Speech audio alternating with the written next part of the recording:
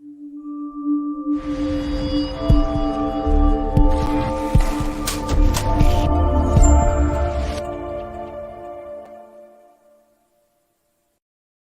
hot news of the day is that Brijesh Mishra, I'm not sure if you've heard about this person, actually he's quite famous now all over the news, all over the internet. Well, he apparently came to Canada. I'm not sure what he was thinking.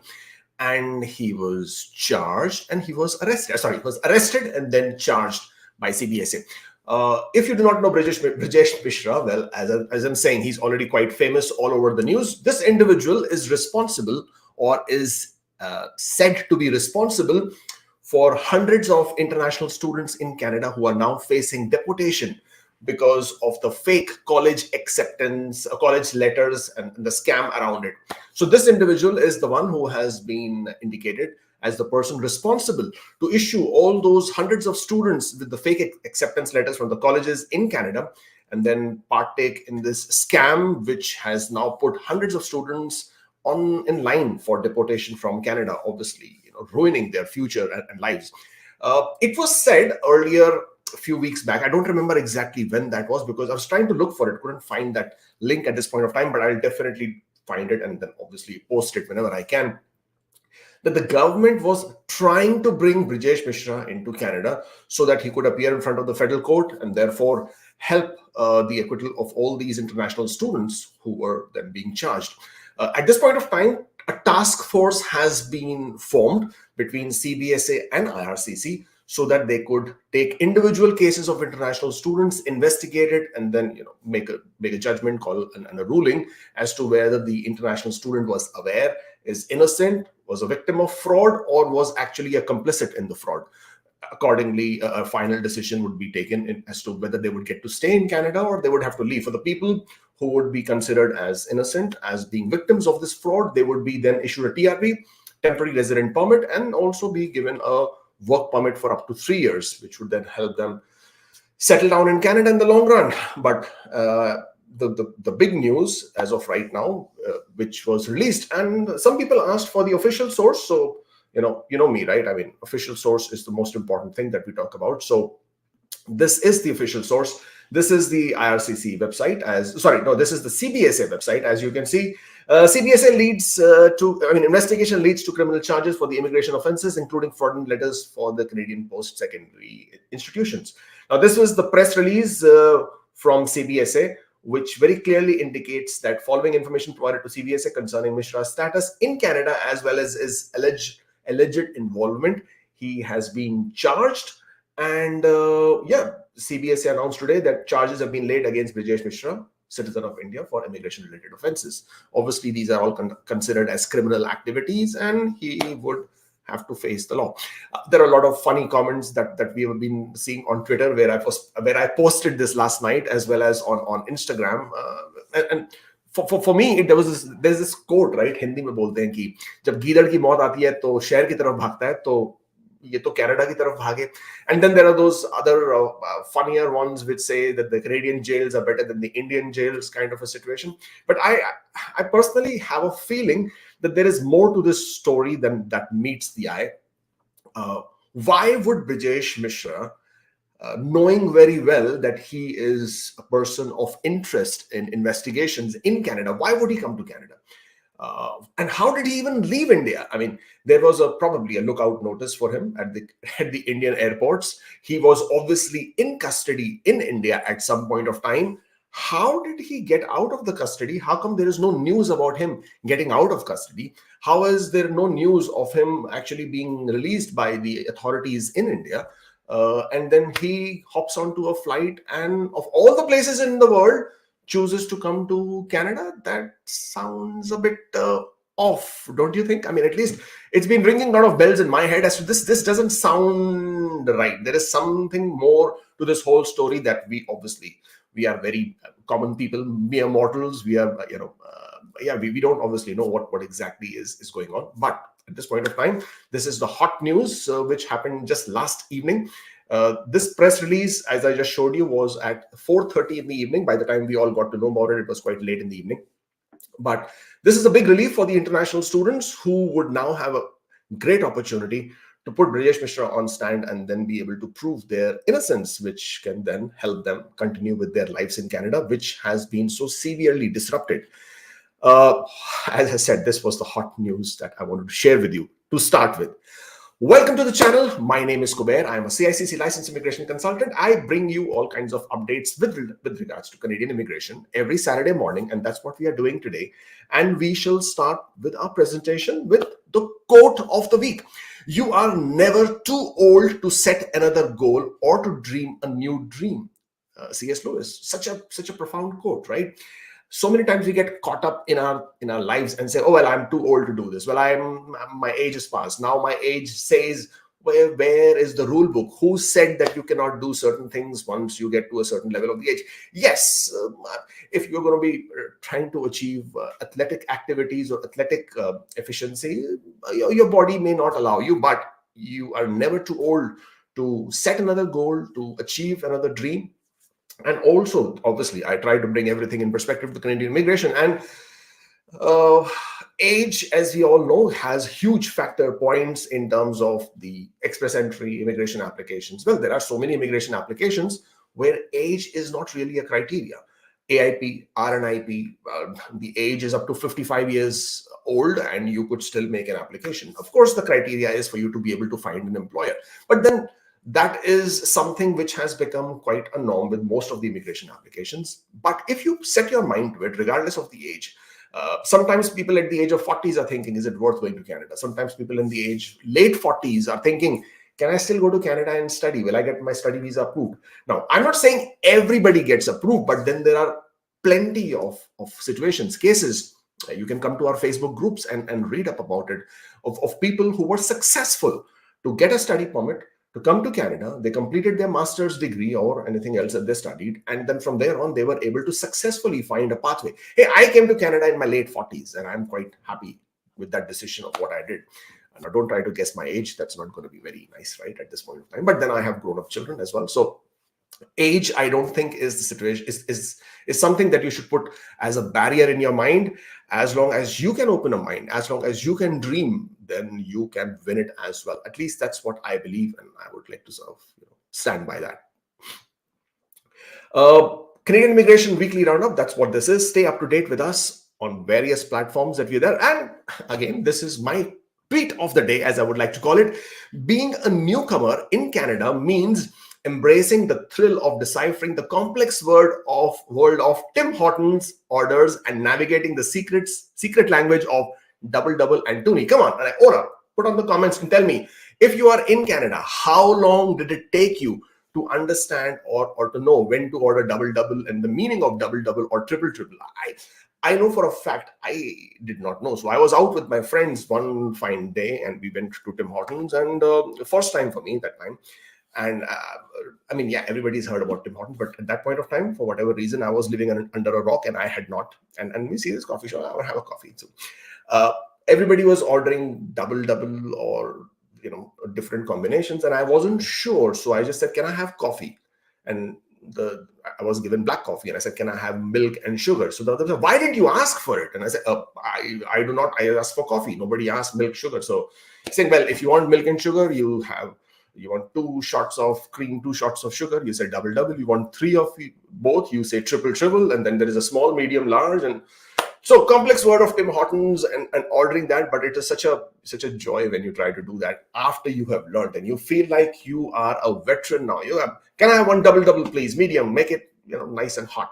So there you go. So that's something which now I love doing, and not that enjoy the coffee that much, but love doing the orders. Topics of discussion for today: PNP and updates, other news, question and answers. We will get to that. So if you're posting your questions, just hold on to them till we get to that stage, and then we can get on with that. PNP draw starting with Ontario. Ontario conducted a draw on the 20th of June, invited 1,000 candidates over the 3 draws under the employer job offer stream under the Ontario Immigrant Nominee Program. Now, employer job offer stream basically means that you need to have a job offer from an employer in Ontario, okay? And you also need to have 2 years of work experience in that NOC code in which you're getting the job offer. For this, you should be able to create an expression of interest on the Ontario portal. So this has got nothing to do with express entry. This is a non-express entry PR pathway. You will first get the nomination, you will get the nomination letter, you will apply for PR, not through express entry, but non-express entry route. You have to first create your expression of interest. If your score in the expression of interest stream is high enough, you get invited, your NOC code is in this stream, and then you get through with this draw, and then you submit your application.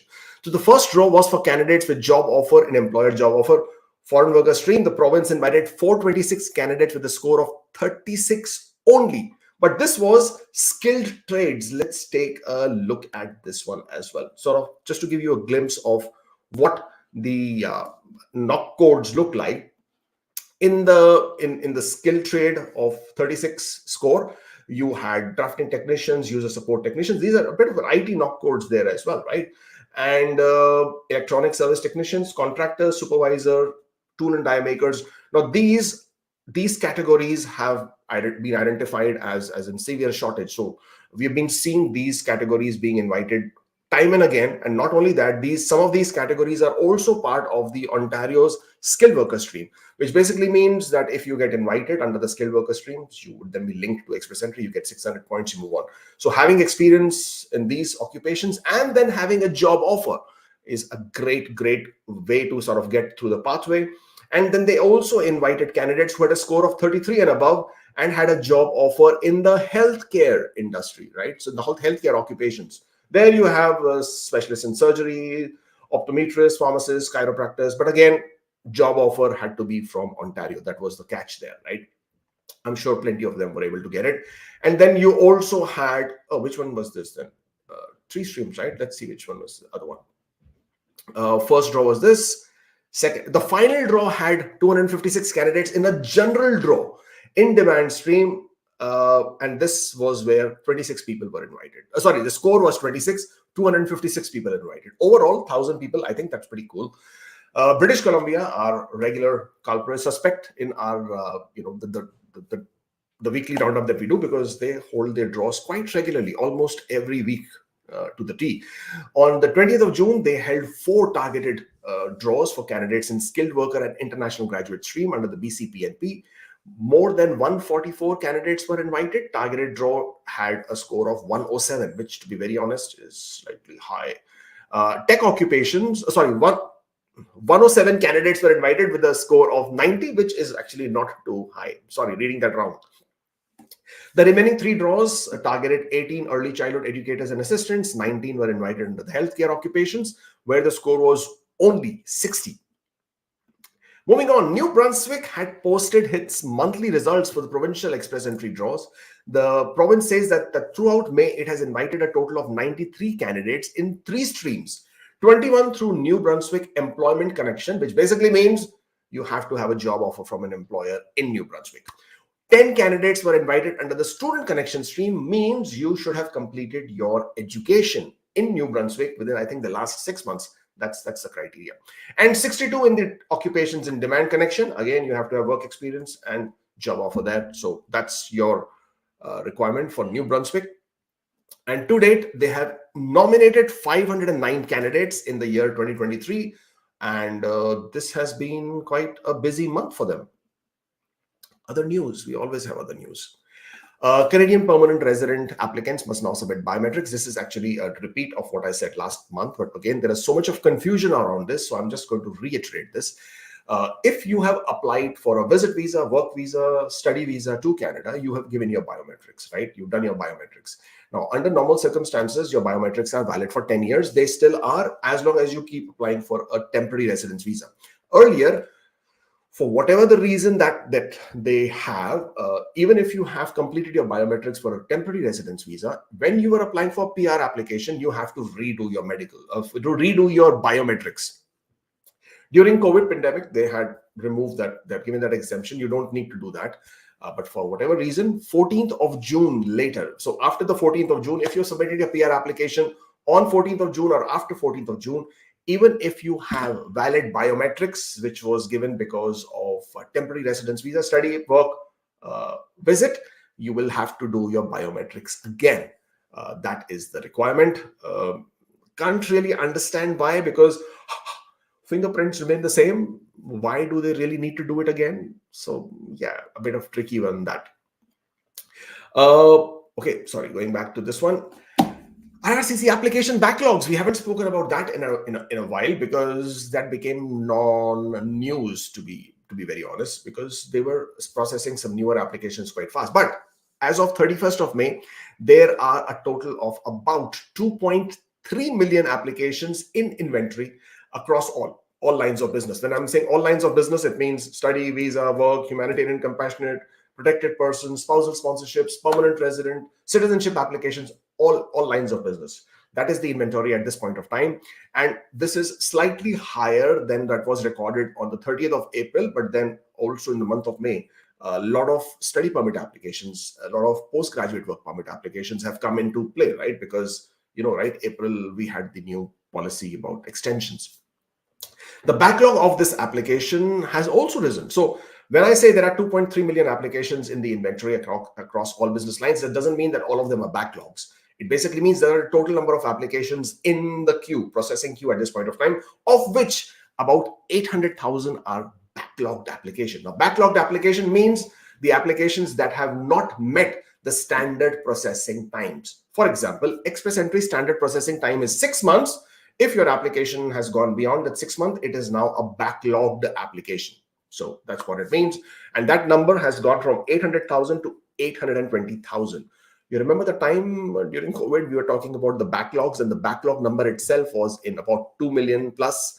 So that has now dropped drastically to 800,000, which overall is a good news. Okay, and did I miss something there? Yeah, that is basically it. Connect with us on social media platforms.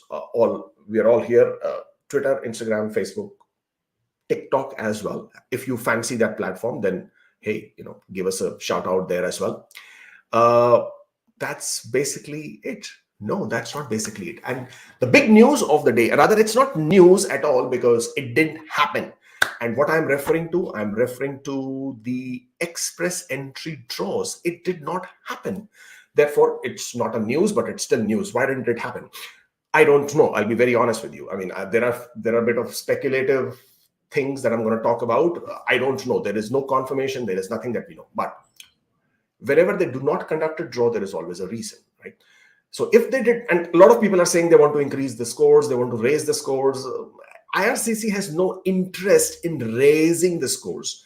What they can do, or what they do, is regulate the number of invitations they issue, because that is what they have to do. They do not have a limitless supply of ITAs to issue. There is a limit there because they have to meet their quotas. So it's not them who raises the scores. It is the pool number which raises the score. So that's the first thing we need to understand.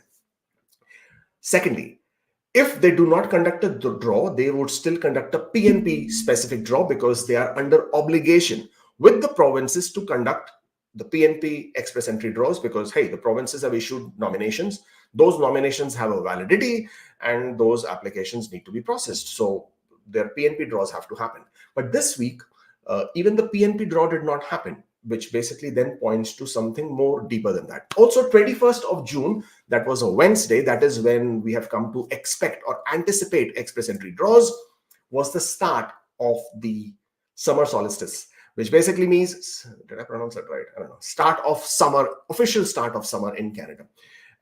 And as per IRCC, as per Sean Fraser, they have indicated that they would start the category-based draws in summer. So from here on, from now on until 21st of September, I think that's when, or 21st of October, 21st of September, category-based draws can happen on any day at any point of time. I don't know when. I don't think anybody out there knows except IRCC. So the speculation of why the Express Entry draws did not happen, may not have happened, is because of the system issues. Again, we all know, if you've been trying to log into the IRCC system, you can expect a lot of issues. Therefore, never ever wait till the last day to submit your PR application.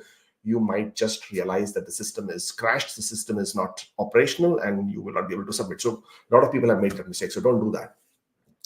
Therefore, the understanding is that if IRCC had to just wait for the draws or did not want to conduct the draws, they would have at least conducted the PNP draw. The fact that they did not conduct any draw, regardless of whatever that was, it was it was indicated, it was directed towards the fact that there was some sort of a system issue that they haven't been able to overcome. Because now that they are conducting category-based draws, which basically means within the express entry system, they would have to make a lot of changes so they're able to identify which categories, how many NOC codes, because it's not like every category, all the NOC codes have been included. Even within the categories, they have chosen only specific NOC codes.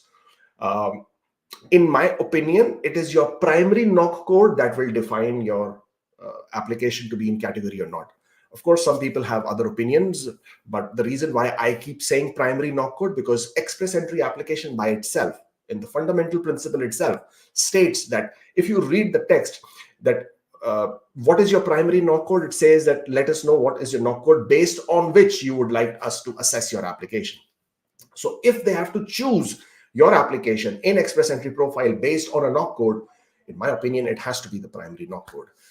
If you are Canadian experience, even if you have 6 months of work experience in that primary NOC code, you can choose that as your NOC code, because your Canadian experience class, you do not need to have 1 year of work experience in that NOC code. That is not true for federal skilled workers, because the primary basic criteria to be eligible in express entry, if you are a federal skilled worker, is you should have at least 1 year of work experience in the primary NOC code. And your primary NOC code is what is going to decide what your category is going to be. So these are a bit of issues that kept coming up. In my opinion, I think they had an issue with the system not being up to date, in sense of for them to be able to make the decision, make the draw, and hence the draw did not happen. Trust me, we were highly anticipative of a draw on Wednesday. Again, because the previous draw, they did not conduct it on Wednesday, but they did it on Thursday. So whole Thursday, I was also, holding my breath and waiting for the whole draw to happen. Of course, it didn't happen. I thought maybe Friday, didn't happen. And now we are on Saturday. Now, Saturday is obviously a weekend. It's not expected that Saturday a draw can happen, but there is precedence. There has been an express entry draw which happened on a Saturday as well. So you never know, anything can happen as far as IRCC is concerned. We always remain forever hopeful, because a draw, why is it so important, is because it just gives that invitation to those people who can get through. It is like a huge relief to those people who have been waiting anxiously. Maybe your birthday is around the corner. Maybe your IELTS are going to expire. Maybe your work experience period is going to expire, which will put you out of those numbers. So therefore, this can get you quite antsy and sort of puts you in a lot of anxious moments, gives you a lot of anxious moments. But that's what's happening with the express entry draw. Let's talk a bit about category-based draws as well, right? So just to give you a bit more context with the category-based draws, 6 categories have been identified. One of them is for French speakers. They have to score at least CLB 7. That is the primary category criteria. For the other categories, the NOC codes have been identified. I think there are 83 NOC codes. In my opinion, your primary NOC code should be the category in which you are being identified, and based on which your application may get drawn out based on your score. You have to have at least 6 months of work experience within the last 3 years in that NOC code, if you are choosing it as your category NOC code, and if you are eligible under that. In express entry, to be eligible, you can have your work experience anytime within the last 10 years. So these are these different factors. Whenever IRCC will now conduct the draws, they have, I'm not saying the next draw onwards, but whenever they do start conducting the category-based draws, there can be 3 to 4 different types of draws. First can be the PNP only draw, so they can just do a PNP specific draw. There can be a general draw that we all know, the regular express entry draws, and then you will have the category-based draws, which basically means that they will identify which categories, they would identify the score for that categories, they would identify which NOC codes, if at all they choose to identify invite only some NOC codes or all NOC codes, and then the score, the minimum score for that specific category, right? So many variations, so many variables are here. In addition to that, there could be some other conditions that may also apply to the category-based draws, which could be, for example, you being invited in a category for the healthcare or health worker occupations, if you have 1 year of work experience in Canada, which basically means CEC. So only if you are CEC, and if your NOC code is a healthcare, and if the CRS score is this much, then you get invited. So this is again an opinion. This is not something which is official at this point of time, but until that happens, all we can do is speculate. And we are high on speculation at this point of time because the draw did not happen, and these kind of draws are now anticipated at any point of time. That's basically all that I have for you today from my side. Don't forget to hit on that like button and subscribe, like, share, do all of that, which you should be doing by now already. And let's get to your questions. Starting with the super chats. Let's see. Natasha, thank you for the super chat. Don't have a question there. Hari Prasad, I'm sorry, super chat, no question there. No question there. Tajinder Singh, also no question. I'm not sure why there are no questions here, because could be a technical error, or if you could just post your questions, I'll be happy to take them on. Willy Wonka, great job, Kubeir. After getting a CEC PR, which also included 50 points for job offer, is it okay to resign before working 1 year after ECU PR? Will this be checked for citizenship application? Great question, Willy Wonka. I hope you have a great chocolate factory there. Well, first of all, you got 50 points for job offer to get your PR approved.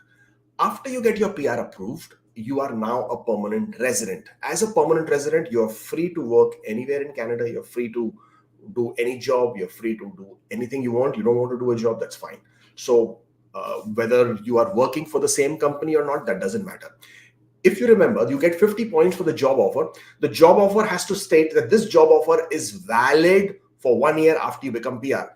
Nowhere is there a clause that you have to work for 1 year after you get PR. No. The condition is, the clause is that this job offer is valid. Okay, you have to understand this. The offer is valid. It doesn't say you have to work for 1 year after you become PR. So therefore, the synopsis is that you are free to do whatever you wish to do. You are a permanent resident. This has no implication, no bearing on your citizenship application. Congratulations, you are a free bird. Okay, I hope that helps. Rizwan says, if I renew my passport in July 23, do I need to renew my PR card, which is valid until December 2027? No, your passport is not linked to your PR card. Your PR card is not linked to your passport, so you don't need to do that. Okay.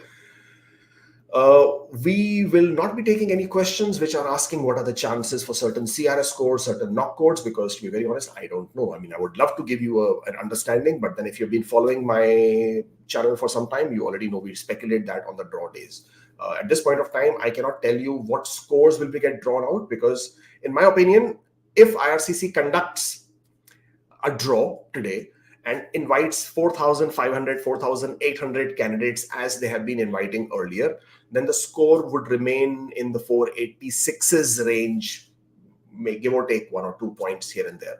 Could be 485, could be 487, because of the number of people that keep getting added into the pool. We have already seen 16, 17 days cross out. So with each day, there are X number of people who enter the pool. Plus, people also get nominated. And we don't really know how many people get nominated until IRCC issues the pool breakdown. So if IRCC was to conduct a draw today, a general draw, then my opinion would be that the scores would be in the range of 487-ish, 486-ish, could be 486, could be 485. Again, I do not know the exact score, but it's speculative. So that would be the range, probably 485 to 487, if that's how you look at it. But again, it all depends, as I said, how many people got added into the pool and how many invitations are issued. The less the invitations, the higher the score. The more the invitations, the lower the score. The higher number of people who added into the pool, the higher the scores. The lower the number of people who got added into the pool, lower the scores. So that's how the whole permutation and combination will work in this one. Got picked in the last draw, working and applying from UK. Do I have to show my credit card debt and active loan that I have in India? Will this cause a problem in my application? Prashant, the requirement is that you are obligated to disclose all your liabilities, regardless of where in the world that you may have. And the reason why they ask you for the liabilities or to disclose the liabilities is because your liabilities may impact the availability of your availability of your settlement funds. For example, if you're saying my settlement funds are 15,000, but then you also have liabilities of, I don't know, 10,000, 15,000, $20,000 in UK or anywhere in the world. Now that basically means it impacts whether you actually have those funds available for your settlement in Canada or not. Therefore, if you have liabilities or debt whether it's a credit card debt or any kind of liability, you have, first of all, you're obligated to disclose it. If you don't disclose it, then that is a problem. So you are obligated to disclose it. And in addition to that, what you should be able to do is provide IRCC with a payment plan. IRCC takes a very holistic view of this whole thing. So you have to give them a full picture. Tell them this is my available funds. This is my settlement funds. These are my loans or liabilities. And this is how I intend to pay them off without it impacting my settlement funds. If you're able to do that, that's not going to be an issue at all. But disclosing it is much better, because if you don't disclose it, then that is something which can get you into trouble. Please put some light on LMIA draws. There are no LMIA draws, at least none that we have heard of, and none are expected. People who do have an LMIA, who do get an LMIA, would get 50 points or 200 points. That would make you also eligible to get a work permit in Canada, right? So if you get a work permit, you come to Canada, you get additional points. If you have work experience in one of the categories, you get into the category. If your score, the new score after those points, is higher in the general draw, then you get included in the general draw, and that's where you would go. Tajinder Singh, thank you for the super chat. My scores are 491, but not in targeted draw list. What should I do? Well, at this point of time, because the draws have not happened, I don't really know what's going to look, how it's going to look like. If they are to conduct a general draw today, I am absolutely confident that 491 can get invited, provided the number of invitations remain the same as they've been inviting before. Okay. If there is a split draw, as in category draw and general draw, now the number of invitations for general draw are going to drop. And obviously the PNPs get the first priority as far as the draws are concerned. So 491 can come under pressure. As we move forward, and the more number of days that are put in gap here, that basically means more number of people keep getting added. Or, as we already know, a lot of people keep declining their ITs, and that would also put pressure in the pool. All I can say is, if you can improve your scores, do it. If you cannot, then just let's wait for the next draw to see how IRCC is planning this out. And then based on that, you can decide which way this is going to influence you. If you have a PNP option, always, always, always take it, even if you are sitting on a 1 2 point fence, because as I say, a bird in hand is better than two in the bush, and it's always a good backup plan. But at this point of time, very difficult to predict to what, because only because why it is so difficult to predict. One is because we don't know the pool breakdown. We don't know how many invitations will be issued. We do not know when the category-based draws will start. We do not know what is going to be the format of the draws, whether they will do a split draw, whether they will do a single category draw, whether they will call all the categories, whether they will conduct only a category-based draws 1 week and wait for 2 weeks and then conduct a general draw, then wait for 2 weeks, then conduct the category-based draws. Something of that sort can also happen, because there is so much of uncertainty, unknown in this whole format. It's very difficult to sort of speculate with any certainty and say this is what's going to happen. Tahseen, thank you for the super chat. Criminally under investigation for more than a month. I think you meant criminality, okay? Because otherwise, should I ask for GCMS notes? Will asking for GCMS notes put my application back last in the queue? Asking for GCMS notes does not put your application back in the queue. That is not a problem. You can definitely ask for GCMS notes. As far as criminality being under investigation for more than a month, if you haven't done anything, you don't have anything to worry about. It is only primarily could be administrative delay, could be a delay in identifying whether in your background you may need any other police clearances. Sometimes what you are seeing as your status is not real time. It's not something which is on the back end. They may have already completed your criminality, but it is not showing you in the front end. So that sometimes is also not a direct match. If your application is within the standard processing times, and it is, I think you should be all right. And as I said, if you haven't done anything, then you have nothing to worry about. Yes, of course, you can order GCMS notes, and there is no problem in doing that at all. Sayed says, is it normal to experience a prolonged waiting period after submitting my work permit application via the AIP program, having completed my biometrics and medical examination on February the 13th, 2023? Well, AIP program has been quite a surprise, in the sense, like, I know of applications that have gotten processed in 3 to 4 months flat, and I know of applications which are still waiting after 1 year of processing. Why does the prolonged delay happen? Sometimes it has a lot to do with the processing office that this application gets assigned to, and the officer that the process queue gets assigned to. Their individual timings of whatever they are facing at that point of time, the office and the officer, that could have an impact on the processing. But as far as it being normal, well, I can't say normal or not. At the end of the day, you would still have to get your application done. Order GCMS note so you can understand, or you can call IRCC and see if there is something that is amiss in your application. Can spouse's open work permit period be extended beyond the visa period of student, considering the 18 months extension provided based on spouse open work permit opt-in option?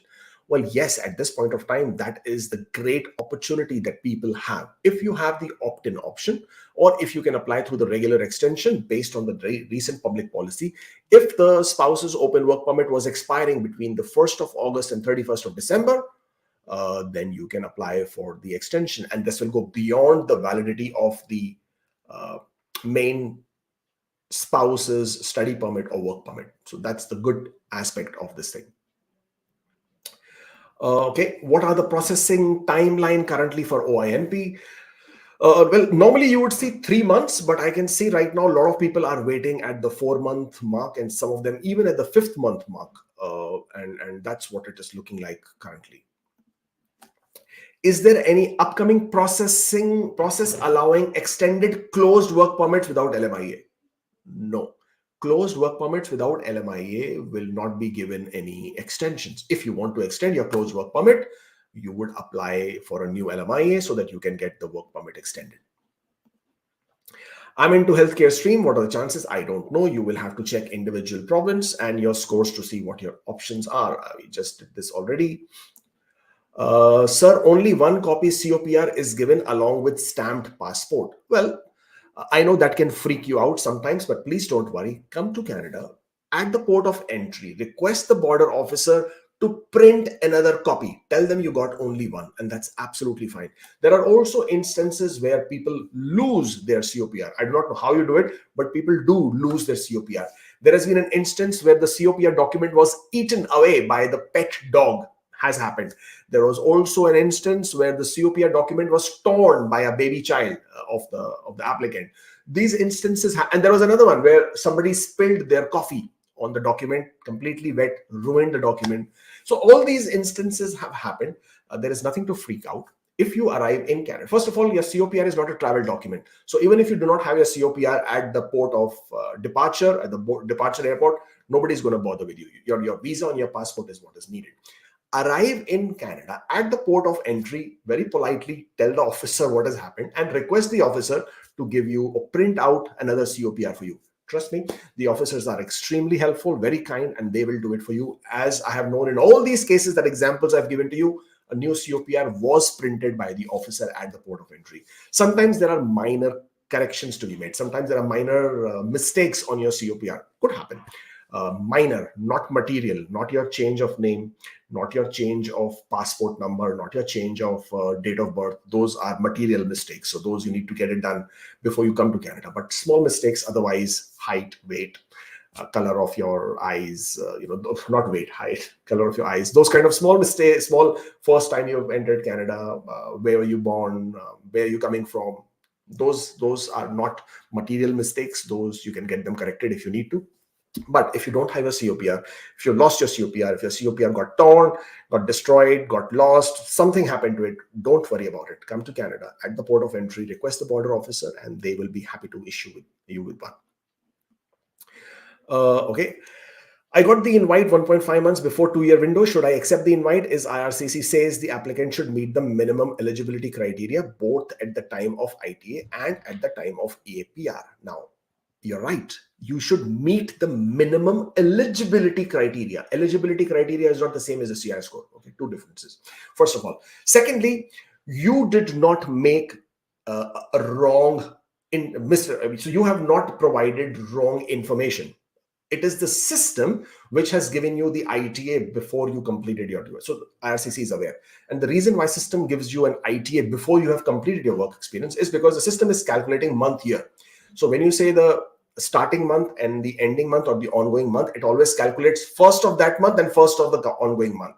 And that's why in a lot of cases you get your work experience shown by the system earlier. So IRCC is aware of it. We have had tons of cases. I have handled so many applications where the work experience was incomplete when they received the ITA, but we have gone on to accept the ITA, but submitted the application only after completing the valid period of work for which you're claiming points, and you're absolutely fine to go. There is no issues there. We did this. Okay, I have given biometrics in 2020 for study permit, got ITA in May 24, preparing my EAPR. My EAPR fees does not include biometrics, even though it's now required from June 24. Is this a problem? No, it is not a problem. There are two things you can do. First, it asks you for a question, have you given biometrics before? If you say yes, it is not going to charge you a fee. You can choose to say no to that. Provide a letter of explanation saying you have given biometrics before, but as per the recent update, you are required to give biometrics again. Therefore, you are choosing it as no, so you can pay the fee of $85 and process your biometrics when required. Or alternatively, just say yes, because that would be the right information to give. Submit your application without paying the biometric fee. At the time when IRCC is processing your application, they will ask you to redo your biometrics and pay the fee, and then you can absolutely go ahead and do that. All right. So there's always a workaround. Yes. I'm a permanent resident, would like to become an immigration consultant on a part-time basis. Is it a good choice? What are some of the things that I should be aware of? Boy, oh boy, what a question. Okay, let's see how should I answer this? First of all, becoming an immigration consultant nowadays is not as easy as it used to be earlier, in the sense like earlier you had to complete a 6 months or to 1 year diploma program, then do an English language test, score CLB 9, academic, not general. Okay, so that's why it's a bit difficult for the immigration consultant. You think CLB 9 is difficult to get? Imagine getting CLB 9 academic. Okay, and then of course appear for the ICCRC, then ICCRC, now CICC licensed exam. These were the requirements. Now it has changed, because now you need to complete your immigration program through Queen's College, which can take, I think it's about 1 year of the Queen's College program, not 6 months. It's not an easy one, to be honest. They have a minimum entry requirement. You have to have a bachelor's degree. You already need to have certain conditions of IELTS. Of course, all this information you can find on the CICC website. Let me see if I can find this for you. Become a consultant. And once you have done that, yeah, how do I become an RCIC? And once you have done that, you would then be able to, there you go. It's on the stream now. How do I become an RCIC? All you need to type, go to the CICC website. I do not know whose picture that is, but it's a nice picture. So this will tell you what you need to do. You need to be 18 years of age, complete the graduate diploma program through the Queen's College, Queen's University, and then achieve at least a minimum required score in English or French. I think it's about CLB 9 in academic now, and then complete the RCIC's EPE and enter to practice exam. Once you've done that, you will then get a license to practice. As I said, it's not as easy as it used to be earlier, in the sense of what all the requirements are. Plus, you have to also go through the mentorship program. Now, after having done all of this, and it would take you approximately 2 years, if you start today, for example, to get the whole thing done. And and you want to do it on a part-time basis. Part-time basis is not a good idea for an immigration consultant. And the reason, I'll tell you why. As an immigration consultant, your clients would look up to you to have information and understanding of all the processes that you are practicing. Now, if you're doing this on a part-time, it becomes very difficult to keep in touch with all the changes that IRCC is absolutely, doing it on a day-to-day basis, because you're doing it part-time. If you're doing it as a full-time professional, it becomes very difficult. Imagine as a part-time professional, it becomes even more difficult to keep in touch with what all is going on. In addition to that, the processes by itself, they change every few days, weeks, months. Again, keeping up to date with that as well. Further, more than that, and more importantly, you see, why is anybody spending money to have you do the application? It's a simple thing, right? I mean, if anybody can do this application so easily, then why should they come to a consultant? They come to a consultant for a very big reason, that they expect the consultant to have the experience, knowledge, understanding of the law, of the technicality of what is needed, and also to give them answers, relief, alternative solutions because of the complexity of their case.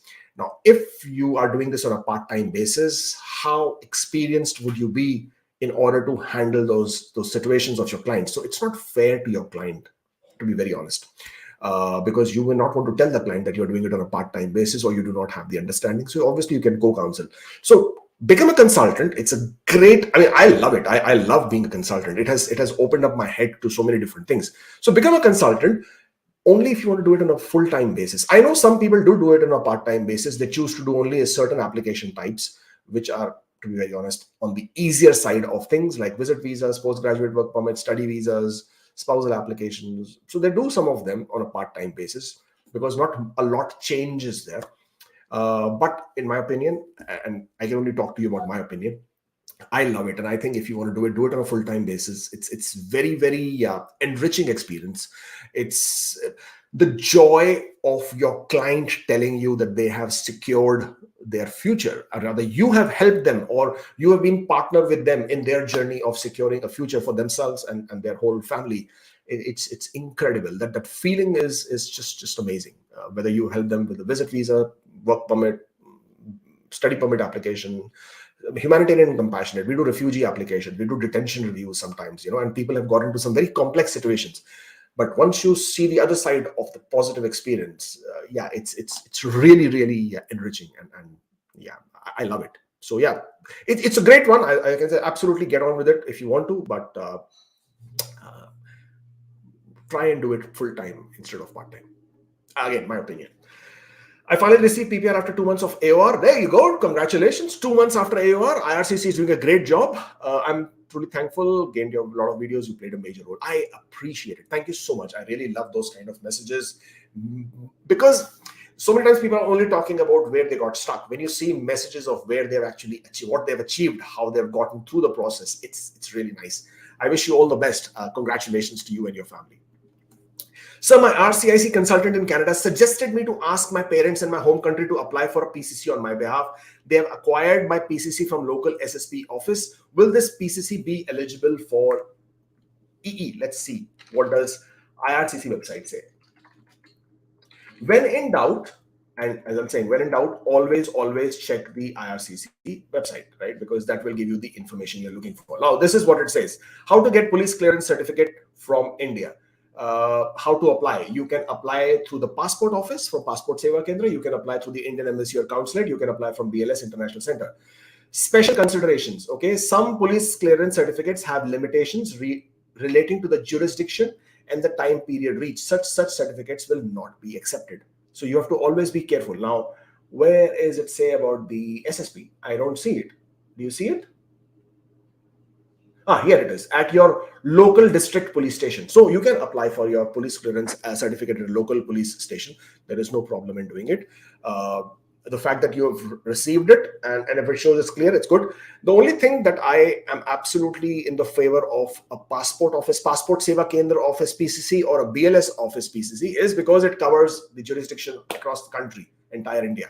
When you apply for a DSP police PCC, and if you have lived in different parts of the country, then the jurisdiction, as I've showed you, the jurisdiction issues come into play, that some police clearance have limitations relating to jurisdiction, and that may create an issue. So if you have lived only in one state, one district or city, then police clearance from an SSP office or DSP office is absolutely fine. Okay, that's where it goes. As I said, always refer back to the website of IRCC, and that will give you all the information you really need. How can I book an appointment? Okay, that's a good one. Well, this is the link, askkubeir.com/appointment. This is where you can always come and make an appointment for one-on-one in-person consultation, in-person or virtual Zoom. Both options are available. That's where you would go for this. Where did we go? Did I miss something? Yeah, looks like I missed a few questions. Bhupender Singh, I'm sorry, nothing there. Hari Prasad, thank you for the super chat. I'm sorry, nothing there. Nitasha Shah, nothing there. I'm not sure what's going on, but I see a question from Hari Prasad. I'm on a closed work permit with a valid TRV. Applied for a new closed work permit. While it is processing, can I travel outside Canada and come back with my current work permit and TRV? Yes, if you have a valid TRV, you can absolutely come back. If your work permit is valid, you can continue staying. Keep in mind, your implied status may become invalid if you leave Canada. So if you are on an implied status, especially on this kind of work permits, you might lose the implied status if you leave Canada. So please be careful about that. But yes, if you have a valid TRV and you have a valid work permit, even if you've applied for a new one for an extension, you can absolutely travel. There is no problem with it. Bhupendra Singh, thank you for the super chat. Worked in India in a company for 3.5 years, 1 year as a trainee, 2 years as an engineer. My job duties were same all the time. HR only gave job duty letters for 2.5 years. My supervisor is not working in the same company, but ready to write letter for me. Well, the first question is, why is the company not giving you the letter for 1 year? Because that's what IRCC is going to wonder as well. Because if you were working even as a trainee for the same company, then the same company, if they are giving you the letter for the remaining 2.5 years, they should also give you the letter for 1 year, even if it says trainee. So my first suggestion would be that you approach the company in a formal manner, whereby you're writing an email, because email becomes a proof for you. You write an email to the company, tell them, listen, you've given me a letter for 2.5 years. I need it for my 1 year as a trainee as well. Make it very polite, requesting them to give you the information. Let them respond back saying, we will only give it to you for 2.5 years that you are working. We will not give for you for your training period. Okay. Then you will prepare an application whereby you will provide all the documents as your training period, as your complete actual work period, the letters from your employer, and the proof that you applied or you asked the employer to give you for your 1 year as trainee. They refused. And then you have gone to your supervisor who was working at that point of time, and the supervisor has given it to you in his personal capacity, and you've gotten the document notarized. If it is possible, also attach proof of your supervisor working in the company at the same point of time, like a copy of his ID and your copy of ID, something of that sort. And then you can submit this application. But mind you, there is one small thing that you should always understand. Whenever you have deviated from the requirement of IRCC, then it becomes IRCC's prerogative. It is their discretion whether they accept it or not. All these things that we suggest that you try and do, these are all alternative options that have worked for a lot of people. But that does not mean that this is this is written in stone, that this is how IRCC will accept it. There is no such condition.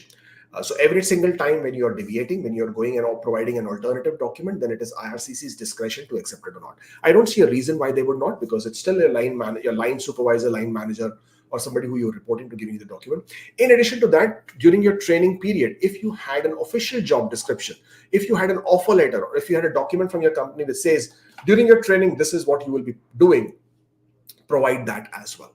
Definitely provide your pay stubs and income tax returns if you have them. Provide your bank statements that show salary credit, because you want to make your application very credible. So that's what you'll be doing. My work permit is expiring in 15 days. Waited to apply because postgraduate spouse didn't find the job. Any risk of applying just before expiry date?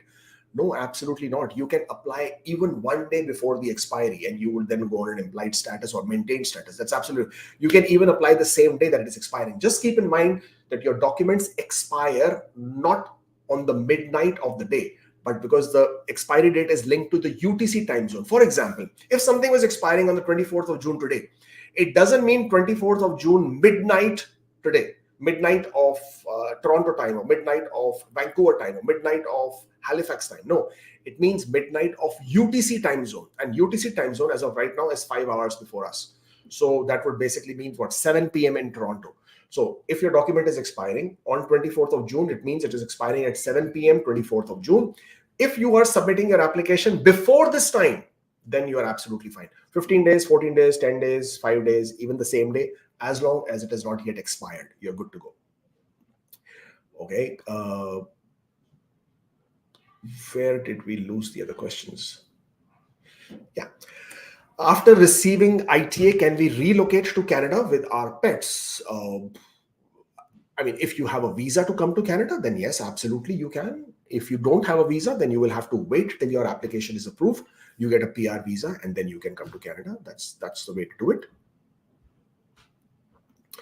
I have posted my question separately. It would be helpful if you could answer that. The thing is, I have to find the question. I can't see the question yet.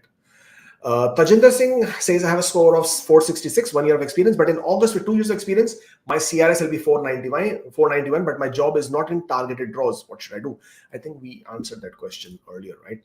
Okay, Anurag says, I'm a primary applicant. My spouse is the dependent on PNP. Let us say we get the PR. Can my spouse move to another province to work? Well, when you are submitting a PNP application, you and your spouse, both of you, sign a written declaration stating your intention to reside in the province. So think about it, right? It applies to both of you, not just to you. Okay. If my foreign work experience doesn't have a website, social media, can pay stubs, reference letters still be okay for acceptance? Nowhere in the Canadian immigration law does it state that your company has to have a website, has to have a social media presence. So you're absolutely fine. By all means, submit your application, submit your documents. From your side, try to provide as much information, as much documentation, which establish that your experience, your work experience is genuine and credible. The verification, validation, leave it to IRCC. They will figure a way out of doing that, because they cannot refuse your application primarily on the grounds that your company did not have a website or social media presence. Okay, so don't worry about that. From your side, provide pay stubs, income tax returns, bank statements that show salary deposits, official letterhead for your reference letters, any other performance reviews, any other offer letter, employment letter that you received, any other document that validates, verifies your work experience, provided it will work in your favor. Okay, I'm trying to look for the question. Can't find it.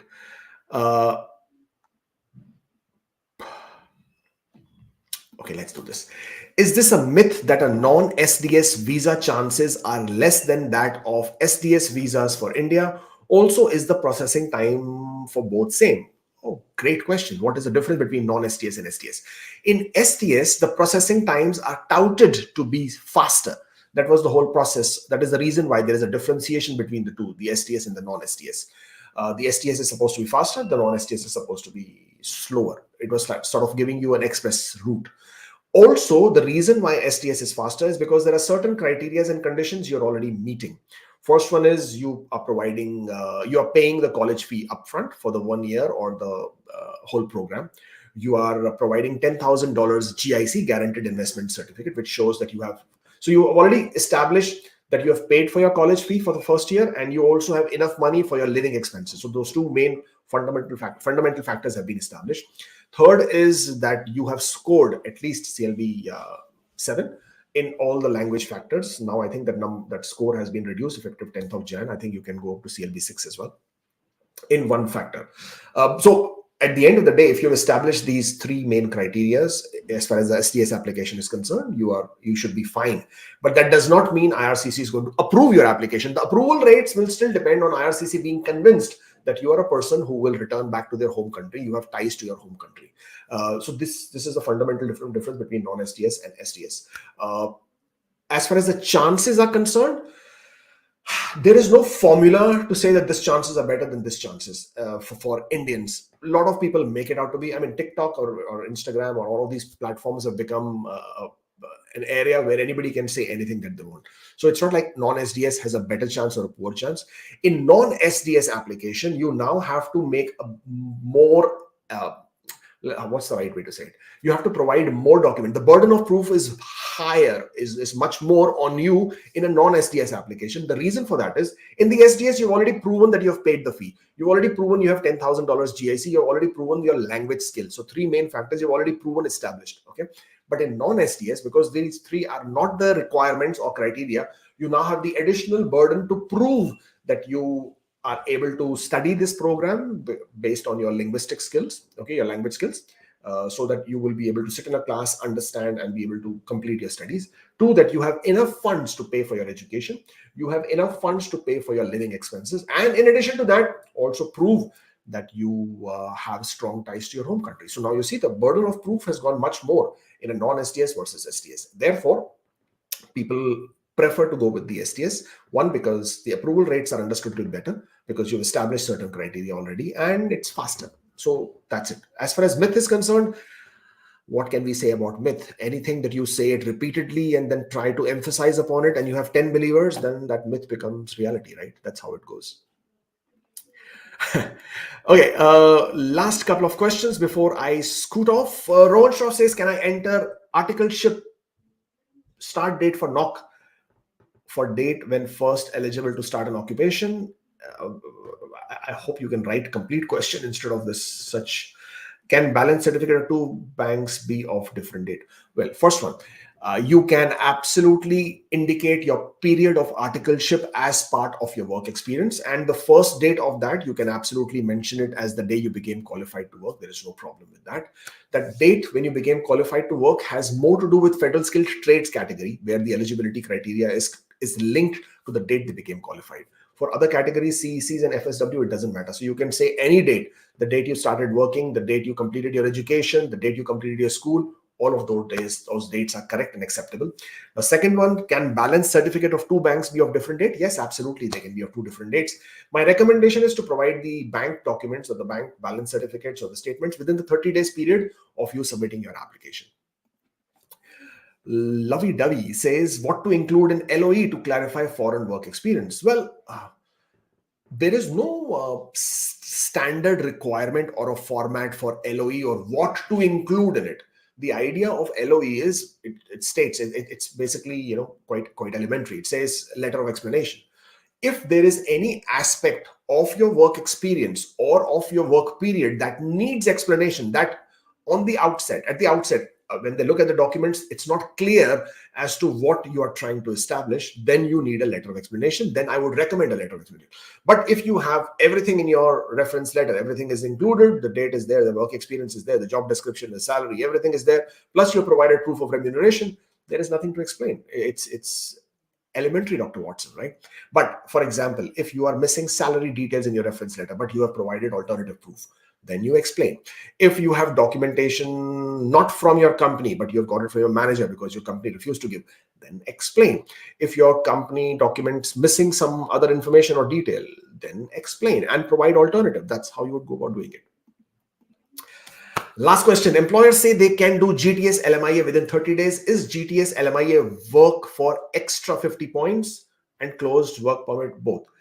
LMIA is LMIA. Even if you get it through GTS or non-GTS, it is still LMIA. It is worth 50 points in your express entry if it is NOC code 123023, and if it is NOC 00, then it is worth 200 points. And you can absolutely apply for a work permit using the approved GTS LMIA as well. No problem there. Okay. Well, another great episode today. Thank you for joining in. Please, by all means, do follow us on Instagram as well. We are posting some really hot content, so it's good to see those numbers going up. By all means, please do subscribe to the channel. Like, share, subscribe, as they say.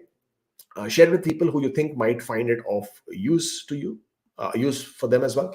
And of course, if you wish to book an appointment, then that is the link. By all means, we can always discuss your application, your queries, your concerns one-on-one. Thank you so much for joining in. I shall take your leave. You stay safe, take care, and I shall see you next time. Bye.